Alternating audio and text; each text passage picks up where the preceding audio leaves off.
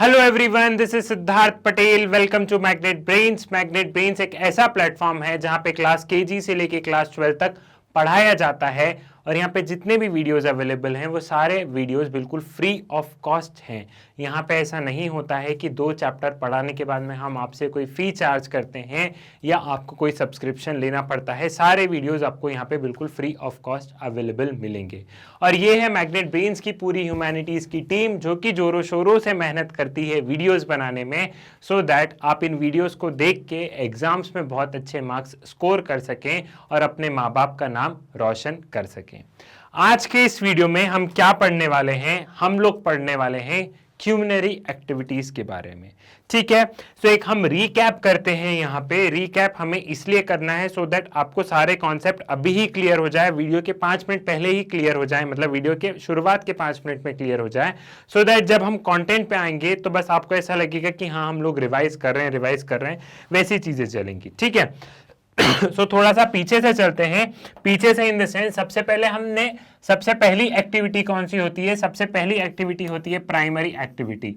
Primary activity कौन सी activity होती है? प्राइमरी एक्टिविटी वो एक्टिविटी होती है जहां पे नेचुरल रिसोर्सेज पे या इन्वायरमेंट पे सबसे ज्यादा डिपेंडेंट रहते हैं हम लोग। ठीक है, जैसे कि एग्रीकल्चर ले लिया तो agriculture is a part of primary activity.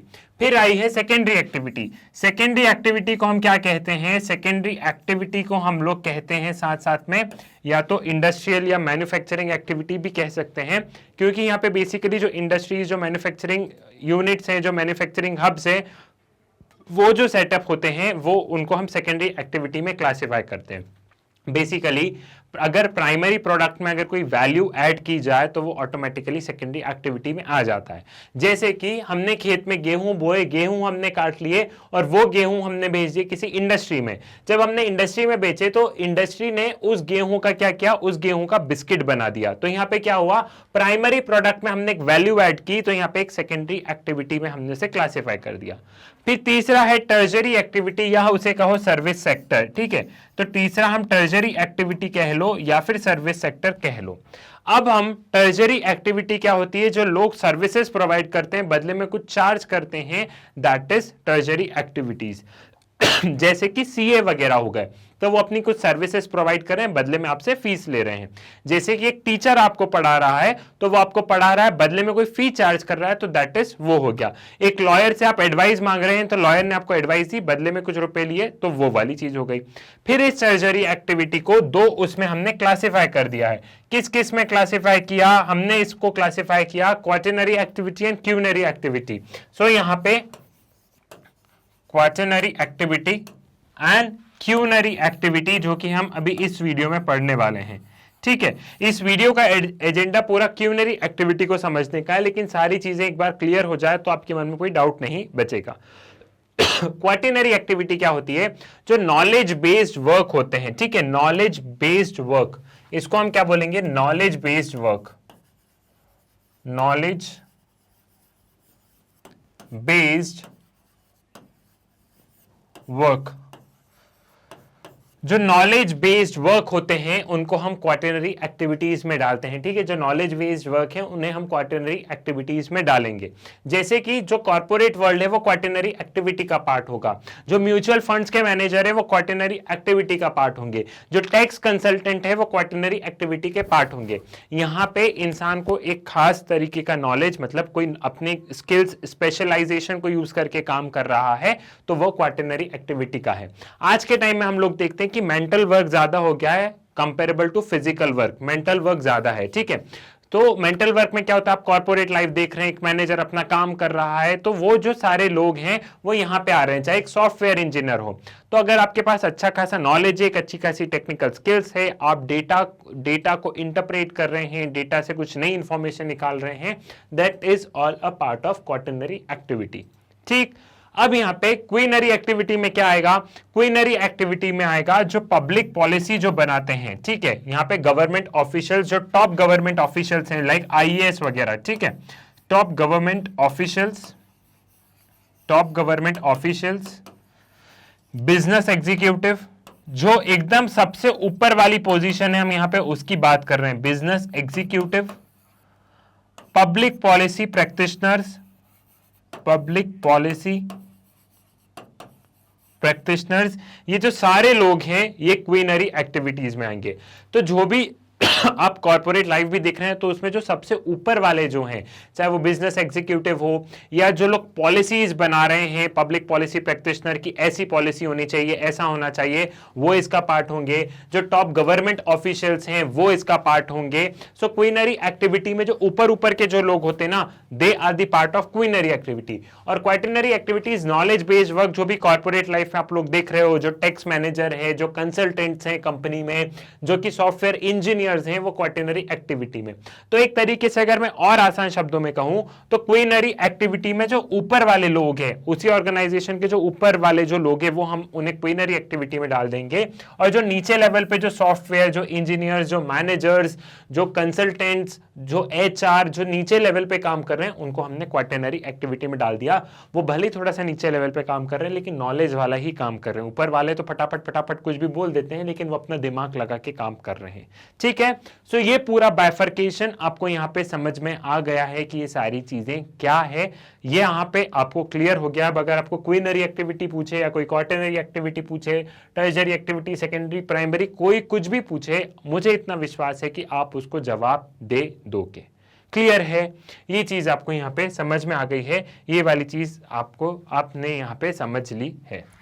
Now अब यहां पे हम क्या करते हैं, हम यहां एक बार कंटेंट को रीड कर लेते हैं। कॉन्सेप्ट अब आपको क्लियर हो गए हैं। अब जो आपकी बुक में क्या लिखा है, बुक के अकॉर्डिंग चीजें कैसी, एक बार हम उनको रीड कर लेते हैं तो आपको और ज्यादा यहां पे क्लैरिटी मिल जाएंगी। ठीक है। The highest level of decision makers और policy makers perform quinary activities. They are substantially different from the knowledge-based industry that the quinary sector in general deal with. Quinary activities are services that focus on creation, rearrangement, and interpretation of new and existing ideas, data interpretation, and use of evolution of new techniques, often referred as a gold-collar professions. They represent another subdivision of tertiary sector, representing special and highly paid skills of senior business executive, government official, research scientist, financial and legal consultant, etc. Their importance in the structure of advanced economy far outweigh their numbers. ठीक है। अब यहाँ पे क्या है, एक बार अब समझते हैं। वही they are the decision maker और द पॉलिसी मेकर, जो ऊपर बैठे बैठे जो डिसीजन ले रहे हैं, जो पॉलिसीज बना रहे हैं, वो क्वीनरी एक्टिविटी का वो क्वीनरी एक्टिविटी के पार्ट हो गए। ठीक है। ये लोग क्या करते हैं, ये लोग आइडियाज को इंटरप्रेट करते हैं, ये लोग नए नए आइडियाज लेके आते हैं, नए नए टेक्नोलॉजिकल इनोवेशंस की बात करते हैं। अच्छा, इस आइडिया से गरीबी सुलझा लेते हैं। अच्छा, इस आइडिया से हम लोग क्या करेंगे, सब दूर पानी पहुंचा देंगे। अच्छा, रोबोटिक्स में कुछ ऐसा कर सकते हैं कि ये लोग नए नए आइडियाज, उन आइडियाज को इंप्लीमेंट करना, ये काम उनका रहता है। इन्हें हम गोल्ड कॉलर प्रोफेशन कहते हैं क्योंकि एकदम ऊपर गोल्ड ऐसा रहता है ना, एकदम चमकीला, तो वैसे ही मतलब चमकीला इन द सेंस बहुत प्रीशियस। ठीक है। सो इन्हें हम क्या बोलते हैं, इन्हें हम बोलते हैं गोल्ड कॉलर प्रोफेशंस। ठीक है, गोल्ड कॉलर प्रोफेशंस। ये लोग बहुत स्पेशल और हाईली पेड होते हैं। ठीक है, ये बहुत, इन्हें अच्छे खासे रुपए मिलते हैं और मोस्टली ये सीनियर पोजीशन पे होते हैं, जो सीनियर बिजनेस एग्जीक्यूटिव है। अब पब्लिक पॉलिसी के बहुत सारे कोर्सेज है, तो आपने जैसी पब्लिक पॉलिसी में डिग्री की वैसी आपको कोई भी बहुत ज्यादा पे नहीं कर देगा, लेकिन ओवर द ईयर्स जैसे जैसे आपका वर्क एक्सपीरियंस बढ़ते जाएगा, आपको अच्छा पे, आपको डेफिनेटली आप एक अच्छी पोजीशन पे जाते जाएंगे। ठीक है। सो इन्हें गोल्ड कॉलर भी बोला जाता है। ठीक है, समझ में आ गया। और इनका नंबर जो है वो थोड़ा सा छोटा है, छोटा इन द सेंस मतलब अगर हम दूसरा देखें तो नीचे लेवल पे ज्यादा काम कर रहे हैं, जो ऊपर जो पेइंग, जो जिनको बहुत ज्यादा तनख्वाह मिल रही है, वो उनका लेवल थोड़ा सा कम है। अगर हम दूसरे उनकी देखें तो, अगर हम दूसरे किनको देखें, दूसरे वर्कर्स या दूसरी वर्कफोर्स को देखें तो। नाउ क्वीनरी एक्टिविटी, आउटसोर्सिंग और कॉन्ट्रैक्टिंग आउट। यहां पे हमें बेसिकली आउटसोर्सिंग को बहुत अच्छे से समझना है। ये बार बार आपको जो शब्द आया है आउटसोर्सिंग, इस शब्द को आपको यहाँ पे बहुत अच्छे से समझना है कि आउटसोर्सिंग है क्या। ये चैप्टर में 2-3 बार यूज हुआ है और मैंने 2-3 बार आपको एकदम ब्रीफ में समझा है। अब थोड़ा सा हम लोग डिटेल में समझते हैं ताकि आपको भी यहाँ पे और ज्यादा क्लैरिटी रहे। आउटसोर्सिंग और कॉन्ट्रैक्टिंग आउट इज और contracting out is giving work to an outside agency to improve efficiency and to reduce cost. वही है आउटसोर्सिंग या कॉन्ट्रैक्टिंग आउट। मतलब क्या है कि हमने हमारा काम किसी दूसरी एजेंसी को दे दिया है ताकि वो उस काम को बहुत अच्छे से करे और कम दाम में करे। फॉर एग्जाम्पल, अमेरिका का कोई काम है, वहां की कोई कंपनी को कोई काम करना था, ठीक है, वहां की कंपनी को कोई काम करना था, लेकिन उन्होंने देखा कि वो काम तो हम कर लेंगे लेकिन हमें वो काम करने में 500 रुपए लगेंगे क्योंकि हमें बहुत ज्यादा रुपए पे करने पड़ेंगे। हमारे यहाँ जो वर्कफोर्स है वो बहुत महंगी है। लेकिन यही काम अगर हम इंडिया में किसी एजेंसी को आउटसोर्स कर देते, मतलब हम किसी एजेंसी को दे देते हैं, तो इंडिया में ये काम सीधे 100 रुपए में हो जाएगा क्योंकि वहां हमें इतनी सैलरी भी नहीं देनी पड़ेगी और वहां के लोग भी टैलेंटेड हैं, तो सारी चीजें अच्छे से हो जाएगा। तो 400 रुपए अमेरिका की उस कंपनी के ही बचे। तो आउटसोर्सिंग मतलब क्या होता है कि आपने अपना काम किसी को कॉन्ट्रैक्ट आउट कर दिया, किसी दूसरी एजेंसी को दे दिया है कि हमारे बिहाफ पे तुम काम कर दो, हम तुम्हें पे कर देंगे। आउटसोर्सिंग बेसिकली इसलिए की जाती है या तो वो काम को बहुत अच्छा बनाना हो या उस काम में कॉस्ट जो है उसको थोड़ी सी रिड्यूस करनी हो। 500 से 100 रुपए पे लेके आना था तो उन्होंने क्या किया, उन्होंने ये आउटसोर्सिंग वाला कॉन्सेप्ट को अपना लिया। क्लियर है, समझ में आ गया। When outsourcing involved transferring work to overseas location, it is described by the term offshoring. Although both offshoring and outsourcing are used together. ठीक है, अब आउटसोर्सिंग में क्या होता है, जब अमेरिका का काम अगर इंडिया में आउटसोर्स कर रहे हैं तो ओवरसीज ट्रांजैक्शन हो रहा है, ओवरसीज काम हो रहा है, मतलब एक देश का काम दूसरे देश में किसी एजेंसी को दिया तो उसको हम ऑफशोरिंग भी कहते हैं। अब ऑफशोरिंग और आउटसोर्सिंग ये दोनों जो टर्म है इनको इंटरचेंजेबल लोग अपने अपने हिसाब से यूज करते हैं। तो अगर आप कभी ऑफशोरिंग सुने तो उसका मतलब क्या होगा कि किसी एक देश का काम उसने दूसरे देश की किसी दूसरी कंपनी को दे दिया, सो दैट इज ऑफशोरिंग। और ऑफशोरिंग और आउटसोर्सिंग दोनों हम इंटरचेंजेबली यूज करते हैं। क्लियर है। Business activities that are outsourced include information technology, that is IT, human resources, customer support and call center services, and at times also manufacturing and engineering. कौन कौन सी activities को outsource कर देते हैं हम देखते हैं। इंफॉर्मेशन टेक्नोलॉजी हो, चाहे ह्यूमन रिसोर्स हो, चाहे कस्टमर केयर की सर्विसेज हो, कॉल सेंटर्स वगैरह है, मैन्युफैक्चरिंग हो, इंजीनियरिंग सर्विसेज हो, आज की तारीख में सारी एक्टिविटीज को हम लोग आउटसोर्स कर सकते हैं। क्लियर है, ये चीज आपको यहां पे समझ में आ गई है। देन क्वीनरी एक्टिविटीज में क्या है, data processing is an IT related service. Easily भी क्वीनरी एक्टिविटीज ही नहीं, हम लोग उसमें क्वीनरी एक्टिविटीज के अंदर जो आउटसोर्सिंग वाला है वही समझ रहे हैं, अभी उसी पे जाना है, ठीक है। फिर क्वीनरी एक्टिविटीज मैंने आपको समझा दिया है, वो तो हेडिंग थी तो जस्ट सडनली मेरे मुंह से निकला कि क्वीनरी एक्टिविटी, ठीक है। Data processing is an IT related service easily be carried out in Asian, East European and African countries. In these countries, IT skills with good English language skills are available at lower wages than those in the developed countries. There's a company in Hyderabad or Manali does a work on a project based on GIS technique for a country like USA और Japan. ठीक है, हम क्या देखते हैं, like जो data processing वाला काम है, जो आईटी वाला काम है, वो जो अंडर डेवलप कंट्री है, डेवलपिंग कंट्रीज है, like developing countries like India, या जो कंट्रीज थोड़ी कम डेवलप्ड है, अफ्रीका वगैरह में देखें या ईस्ट यूरोप वगैरह में देखें, तो यहाँ पे जिनको अच्छी खासी आईटी की नॉलेज है, जिनको जो कि इंग्लिश अच्छी बोल देते हैं, उनसे वो काम करवाते हैं। यहाँ उनको 5 लाख रुपए महीने, यहाँ उनको 5 लाख रुपए साल का पैकेज देना होगा। वहीं अगर अमेरिका में चले जाएंगे तो यहाँ एक और लग जाएगा, 15 हो जाएगा या फिर 2 हो जाएगा, तो रुपए उनके बच रहे हैं, तो इसलिए वो लोग काम को आउटसोर्स कर देते हैं। तो यूजली जो डेवलप कंट्रीज रहती है वो अपनी टेक्निक्स इंडिया वगैरह में बनवा लेती हैं, लाइक जापान हुआ या फिर यूएसए हुआ, तो ये लोग क्या करते हैं, इंडिया में अपने काम ये लोग आउटसोर्स कर देते हैं। Overhead cost are also much lower in overhead costs are also much lower, making it profitable to get job work carried out overseas, whether it is in India, China or even a less populous country like Africa, Botswana in Africa। ठीक है, तो यहाँ पे हम क्या देख रहे हैं कि आउटसोर्स कहीं पे भी कर दिया जाता है। कुल मिला के मतलब वही है कि चाहे इंडिया में करो, चाइना में करो, ठीक है, चाहे अफ्रीका की किसी कंट्री में करो, तो वहां पे कोई भी कंट्री देख के, मान लो जापान को कोई काम आउटसोर्स करना है तो उनको पता है कि हम किस कंट्री में किस कंपनी के साथ में हम इसको आउटसोर्स कर सकते हैं, उसमें ज्यादा सिर लड़ाने की जरूरत नहीं है। Outsourcing has resulted in opening up of large number of call centers in India, China, Eastern Europe, Israel, Philippines and Costa Rica. It has created new jobs in these countries. यहाँ पे क्या हो रहा है आउटसोर्सिंग की वजह से हमारे यहाँ बहुत जॉब अपॉर्चुनिटीज आई है, बड़े बड़े काम यहाँ पे हो रहे हैं। तो अल्टीमेटली इंडिया में काम हो रहे हैं तो इंडिया के लोगों को रोजगार मिल रहा है। तो चाहे इंडिया हो, चाइना हो, ठीक है, हम ईस्टर्न यूरोप में देखें, फिलीपींस में देखें, तो क्या हो रहा है, यहाँ पे जॉब अपॉर्चुनिटीज बढ़ रही है। सेम क्या हो रहा है कि जो कंट्री आउटसोर्स कर रही है वहां से जॉब अपॉर्चुनिटी घट रही है। जैसे मान लो यूएस अपना काम, यूएसए जो है वो अपना काम इंडिया को आउटसोर्स कर रहा है, तो यूएसए में तो जॉब अपॉर्चुनिटी घट रही है और इंडिया में जॉब अपॉर्चुनिटीज बढ़ रही है। इसलिए क्या हो रहा है, इसलिए इन कंपनी में हम हमेशा देख रहे हैं कि रेजिस्टेंस देखने को मिल रहा है यूथ से।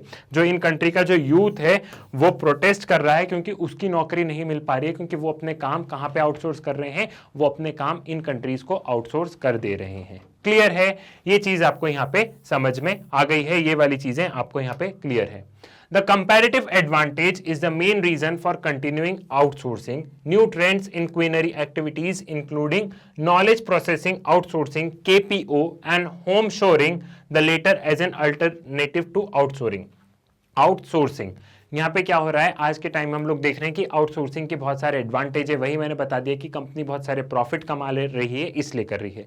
अब यहाँ पे दो टर्म्स यूज हुए हैं, नॉलेज प्रोसेसिंग आउटसोर्सिंग, जिसको कि हम KPO कहते हैं, knowledge processing outsourcing, that is KPO, and home shoring.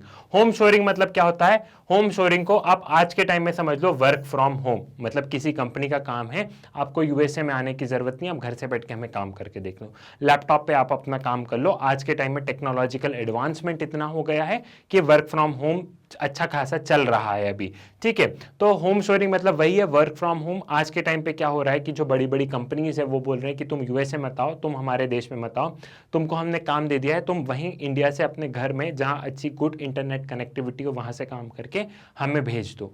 तो ये चल रहा है। साथ ही साथ जो नॉलेज प्रोसेसिंग आउटसोर्सिंग, जो हमने नॉलेज बेस्ड इंडस्ट्री की बात की थी, उसमें भी बहुत सारा काम आउटसोर्सिंग के बेसिस पे हो रहा है, ठीक है। कोई भी काम हो रहा है, कोई भी सॉफ्टवेयर बनाना है, तो वो उन्होंने बोल दिया इंडिया से कि भैया तुम बना के दे दो।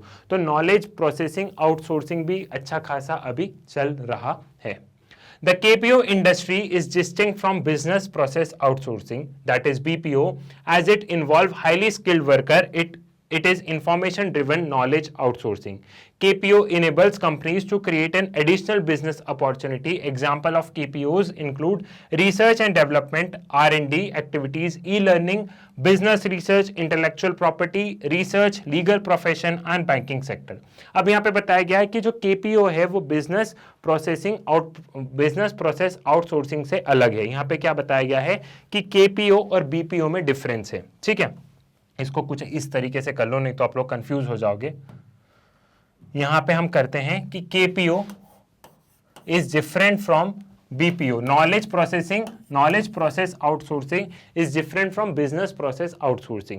knowledge process outsourcing में क्या होता है, knowledge process outsourcing में होता है, यहाँ पे knowledge का मतलब समझो, यहाँ पे research से related outsourcing हो रही है। यहाँ पे आपको अगर कोई knowledge based काम है, कोई सॉफ्टवेयर बनाना है, तो उससे related outsourcing हो रही है। यहाँ पे आपको कोई नया टेक्नोलॉजिकल इन्वेंशन करना है, तो उससे related outsourcing हो रही है।